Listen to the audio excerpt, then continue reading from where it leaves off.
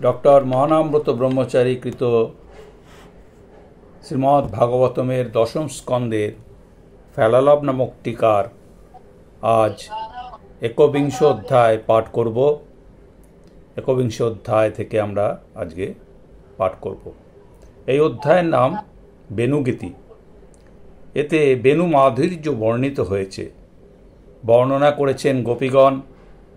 গৃহে কৃষ্ণের বেণু শুনে পরস্পরের নিকট বলছেন, ওম ক্লিং কৃষ্ণায় নমঃ, ওম কৃষ্ণায় বাসুদেবায়, হরায়ে পরমাত্মনে প্রণতক্লেশনাশায় গোবিন্দায় নমো নমঃ। শ্রীকৃষ্ণ বৃন্দাবনে প্রবেশ করলেন। সঙ্গে আছে গোসকল ও গোপ বালকেরা। বনমধ্যে জলাশয়গুলো নির্মল, বাতাস বইছে সুশীতল। সঙ্গে বয়ে নিয়ে আসছে পদ্মের সৌরভ। বনে আছে অনেক পর্বত, নদী, সরসী। কুসুমিত বৃক্ষের মধ্যে মত্ত পক্ষীকুল ও ভ্রমরকুলের ধ্বনি তাতে প্রতিধ্বনিত হচ্ছিল। শ্রীকৃষ্ণচন্দ্র গোচারণ করতে করতে করলেন বংশীধ্বনি। সেই বংশী কামনায় উদ্দীপক। শুনলেই চিত্তে কৃষ্ণ কামনা জেগে ওঠে। বংশীর ধ্বনি শুনলেন গৃহে থেকে গোপাঙ্গনাগণ। তারা শ্রীকৃষ্ণের অসমক্ষে বেণুধ্বনির কথা বর্ণনা করতে লাগলেন নিজ নিজ সখীগণের নিকট। বর্ণনা করতে আরম্ভ করতে গোপীদের স্মৃতিপথে আসলো শ্রীকৃষ্ণের অপূর্ব কার্যাবলী। স্মরণে বাড়িয়ে দিল তাদের লালসা। লালসার প্রবলতায় গোপীগণ বিক্ষিপ্ত চিত্তা হলেন। কোনো কিছু বর্ণনা করিতে যে সামর্থ্যটুকু লাগে তা তখন আর তাদের থাকল না। মানসে সঙ্গ হতে লাগলো তাদের শ্রীকৃষ্ণের সঙ্গে। মানস নেত্রে গোচারণ ভূমিতে শ্রীকৃষ্ণকে দর্শন করে তদ্বর্ণনে প্রবৃত্ত হলেন। শ্রীকৃষ্ণ বংশীবদন করতে করতে ব্রজবনে প্রবেশ করছেন। এটা মানসে দর্শন করতে করতে গোপীরা বললেন, স্বকীয় শ্রীচরণ চিহ্নাঙ্কিত বৃন্দাবনের রমণীয় অরণ্য মধ্যে শ্রীকৃষ্ণ প্রবেশ করছেন। অধর সুধা ঢেলে বেণুরন্ধ্র পূর্ণ করতে করতে চলেছেন। তার কর্ণদ্বয়ে একটি কর্ণিকার পুষ্প, তা কখনো দক্ষিণ কর্ণে কখনো বাম কর্ণে পরিধান করছেন। তার মস্তকে ময়ূর পুচ্ছ শোভিত মোহন চূড়া, তার কোটিতে পীত বসন, কণ্ঠে বৈজয়ন্তী মালা। নটবর হরি নাচতে নাচতে চলেছেন, আর সঙ্গে সঙ্গে গোপবালকেরা নানাভাবে তার গুণগান করছেন। ব্রজ ললনাগণ বেণুধ্বনি শুনলেন। সর্বভূত মনোহর বেণুধ্বনি শুনে তারা বেণুর মাধুর্য বর্ণনা করতে আরম্ভ করলেন। বর্ণনা করতে করতে তারা পরস্পরকে আলিঙ্গন করতে লাগলেন। ভাবাবেশে পার্শ্বস্থ সখীগণকে কৃষ্ণ মনে করছিলেন। এক গোপী বললেন, হে সখী, চক্ষুষ্মান ব্যক্তির চক্ষুর সার্থকতা শ্রী গোবিন্দের রূপদর্শনে। এ ব্যতীত আর কিছু আছে বলে তো আমরা মনে করি না। আহা, শ্রীকৃষ্ণ শ্রী বলরাম দুই ভাইয়ের বদন কোমল দুটির কতই না শোভা। শ্রীমুখখানি আছে মুরলিতে লাগানো, দৃষ্টিটি করুণা স্নিগ্ধ। তাদের চারিদিকে গোপবালক বৃন্দ। দুই ভাই আছেন ধেনুর পালের পিছনে। তারা নানা সংকেত শব্দ করে ধেনুর পাল চালনা করছেন বন থেকে বনান্তরে।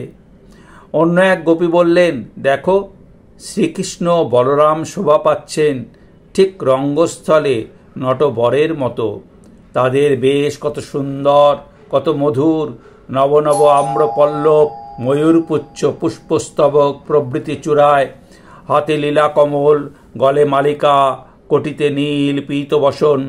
এই বিচিত্র বেশে তারা গোপবালকদের মধ্যে নৃত্য করছেন। অপর সখী বললেন, দেখো সখী, বেণুর ভাগ্য কত পুণ্য করেছিল তা বলতে পারে না।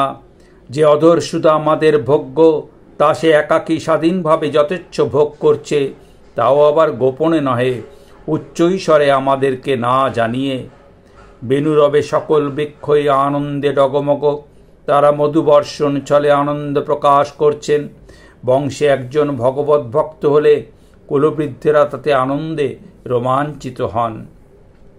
বাঁশির ভাগ্য দর্শনে বৃক্ষরাজির সেইরূপ আনন্দ, পুলক ও অশ্রুমোচন। জল ভরা নদীগুলিও কত আনন্দিত, কারণ তাদের জলেই বংশপুষ্ট। নদীর মধ্যে প্রস্ফুটিত পদ্মগুলি তাদের অন্তরের আনন্দকে রূপ দিচ্ছে।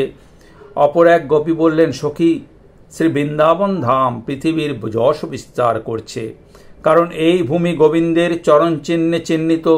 এখানে গোবিন্দের মধুর মুরলী ধ্বনিকে মেঘধ্বনি মনে করে ময়ূরগুলি প্রেমানন্দে বিহ্বল হয়ে নৃত্য করতে থাকে। তাদের আনন্দ নৃত্য দেখে অন্যান্য সমস্ত বনবাসী প্রাণীও আনন্দে জড়ত্ব প্রাপ্ত হয়। তারা তখন স্থির হয়ে গোবর্ধন গিরির সানুদেশে অবস্থান করে। অন্য এক গোপী বললেন, বৃন্দাবনের বনবাসিনী হরিণীরাও ধন্যা। তারা পশুজাতি, জ্ঞান বিবেক শূন্য, তথাপি শ্রীকৃষ্ণকে তারা সমাদর করে। প্রেমযুক্ত মধুর দৃষ্টিপাত দ্বারা তারা তাদের আদর জানায়। বংশীধ্বনি শুনেই তারা ছুটে আসে কৃষ্ণের নিকট, তাকিয়ে দেখে তার বিচিত্র বনবিহার বেশ। হরিণীরা একা আসে না, সঙ্গে আনে কৃষ্ণসার হরিণ দল। দুই দলে মিলে নয়ন ভরে দেখে কৃষ্ণরূপ। এই দেখাই তাদের কৃষ্ণ পূজা। গগনে বিমানে দেবদেবীরা বেড়াতে থাকেন। ঊর্ধ্ব থেকে দেবীরা দেখেন কৃষ্ণের রূপ। তারা নারী মনোহারী রূপ, তার সেই নারী মনোহারী রূপ, আর শোনেন তার বাঁশি, শুদ্ধ রসময় বাঁশি।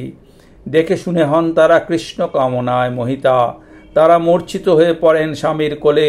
তাদের কেশবন্ধ হয় বিগলিত, স্খলিত হয় কটিবসন। শ্রীকৃষ্ণের মুরলীধ্বনি শ্রবণ করে ব্রজের গাবিগণ ও বৎসগণ নিষ্পন্দভাবে অবস্থান করে। তাদের চক্ষু জলে ভরে ওঠে। ধ্বনি শুনবার জন্য তারা তাদের কর্ণরূপ পাত্রকে ঊর্ধ্ব দিকে পেতে ধরে। নয়নের পথে তারা শ্রীকৃষ্ণকে হৃদয়ে নিয়ে মানসে আলিঙ্গন করে। অন্য এক গোপী বললেন, মাগো, ব্রজের পক্ষীগণের ভাগ্যের কথা কি আর বলবো। তারা আত্মারা মুনিদের মতো। বাঁশরি শুনে তারা বিচিত্র পল্লব পুষ্পযুক্ত বৃক্ষে আরোহণ করে। যে শাখায় বসলে শ্রীকৃষ্ণকে অবহেলায় দেখা যায়, সেইখানে তারা বসে। তারা কেবল বাঁশির স্বর ছাড়া অন্য সকল শব্দ শুনবার আগ্রহ ত্যাগ করে, আর শ্রবণ করে অর্ধনিমিলিত চক্ষে মোহন মুরলীর মধুর আলাপ। শ্রীকৃষ্ণের মুরলী শুনে যমুনা, মানসগঙ্গা প্রভৃতি বেগবতী নদীর বেগ স্থগিত হয়ে যায়। বেগ হঠাৎ থেমে যাওয়ায় জলে এক আবর্তের সৃষ্টি হয়। তখন ওই নদীগুলি তরঙ্গরূপ বাহুতে পদ্মপুষ্পের উপহার নিয়ে মদনমোহনের চরণ দুটি আলিঙ্গন করে নিজের কোলে ধারণ করে। শ্যাম সুন্দর কখনো রৌদ্রতপ্ত স্থানে গোমহিষাদি পশুদের নিয়ে চারণ করেন। তা দেখে গগনে মেঘের উদয় হয়। কৃষ্ণের প্রতি প্রীতিবশত মেঘ প্রথমে আকাশ ভরে ছড়িয়ে যায়, পরে জলকণাবাহী নিজাঙ্গ দ্বারা তার উপর ছত্র ধারণ করে। অন্য এক গোপী বললেন, শ্রীকৃষ্ণের চরণ কমলে তার প্রেয়সীগণের বক্ষের কুঙ্কুম লেগে যায়। পথ চলতে চলতে সেই চরণের কুঙ্কুম লাগে গিয়ে পথের পার্শ্বস্থ তৃণদলে। তা দর্শন করবা মাত্র পুলিন্দ রমণীগণ কৃষ্ণপ্রাপ্তির জন্য কামনা হতা হয়ে পড়ে। তখন তারা ওই তৃণসংলগ্ন কুঙ্কুম নিজেদের মুখে বুকে মাখিয়ে নেয়। তাতে তাদের কৃষ্ণ অপ্রাপ্তিজনিত মদন ব্যাধির কিঞ্চিত উপশম হয়। অন্য এক গোপী বললেন, হে সখীগণ, ওই দেখো গিরিরাজ গোবর্ধন। উনি শ্রীহরির দাসবর্গের শিরভূষণ। শ্রেষ্ঠ দাসবর্গ যেমন প্রভুর সেবাতেই ধন্য, গিরিরাজেরও সেই রূপ। শ্রী গোবিন্দের সেবাই কার্য। স্বচ্ছ জল, সুকোমল তৃণ ও ফলমূল দ্বারা তিনি সেবা করেন। গুহায় গোবিন্দের বিশ্রামের স্থান ঠিক করে দেন। অনুরাগী ভক্তের মতো গিরিরাজ শ্রীকৃষ্ণ বলরামের শ্রীচরণ স্পর্শে হর্ষাকুল হয়ে ওঠেন। গোবর্ধনের সেবায় ধেনুর পাল ও গোপবালকগণ সকলেই পরম প্রীত। দহনকালে গাভীদের পদবন্ধনের জন্য যে রজ্জু লাগে তার নাম নির্যোগ, আর দুরন্ত গাভীদের সংযত রাখার জন্য যে রজ্জু লাগে তার নাম পাশ। এই নির্যোগ ও পাশ স্কন্ধে নিয়ে শ্রীকৃষ্ণ বলরাম শ্রীদামাদি প্রিয় বয়স্যগণ সহ বনে বনে গোচারণ করেন এবং বেণুবাদন করতে করতে চলেন। বেণুর মধুর অস্ফুট ধ্বনিতে সকলেরই শ্রবণে আনন্দ হয়। বেনু শুনে পশুপক্ষীরা নিস্পন্দ হয়ে যায় এবং বৃক্ষলতাদি রোমাঞ্চিত হয়। কি বিচিত্র ব্যাপার! স্থাবর জঙ্গম হয়ে যায়, আর জঙ্গম স্থাবর হয়ে যায়। এই প্রকারে ব্রজাঙ্গনাগণ নিজ নিজ সখীগণের নিকট ব্রজবিহারীর বহু বৈচিত্র্যপূর্ণ লীলা খেলার কথা বর্ণনা করতে করতে আত্মহারা হয়ে তন্ময় হলেন। 1 থেকে 20 শ্লোক। এবার লীলার বিবরণী, বৈচিত্র্য ও বৈশিষ্ট্য, বেনুগীতি। শরতের শোভা দেখে শ্রীকৃষ্ণচন্দ্র আনন্দে উৎফুল্ল। বয়স্য বৎসদের সঙ্গে ব্রজবনে প্রবেশ করেন। বনে বনে আনন্দের সারা জাগে, ফুল ফোটে, অলিক গুঞ্জরে, সুক ও পিক ও কলকণ্ঠে গায়, আনন্দে মেতে বংশীধারী বংশী বাজান। গৃহে থেকে ব্রজবধূগণ বেনু শুনে বিরহে কাতর হন। তারা বেদনাহতা হয়ে অন্তরের কথা বলতে চেষ্টা করেও পারেন না। বেনুর কথা বলতে বেনুধারে রূপখানি অগ্রে অন্তরে ফুটে ওঠে। প্রথমে রূপের বর্ণনা, তারপর বেনুর বর্ণনা করেন।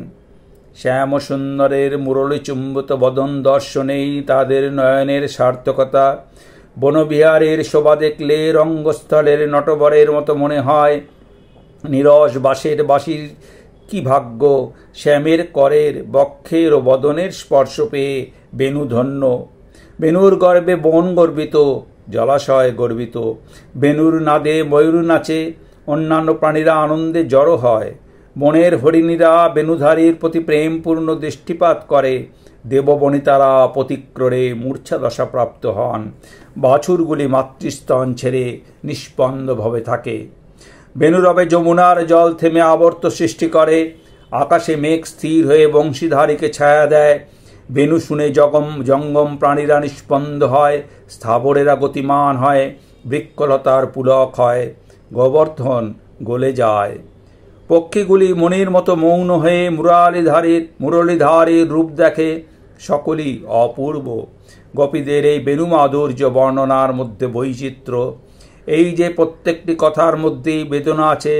প্রত্যেকেই ভাগ্যবান, শুধু তারাই ভাগ্যহীনা মুরলিয়ার নিকট ছুটে যেতে পারছেন না, তার সেবায় নিজেদের বিলিয়ে দিতে পারছেন না।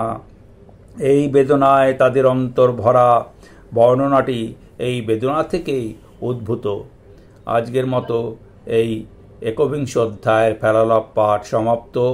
ওম শ্রীকৃষ্ণায় অর্পণমস্তু। হরি ওম তৎসৎ।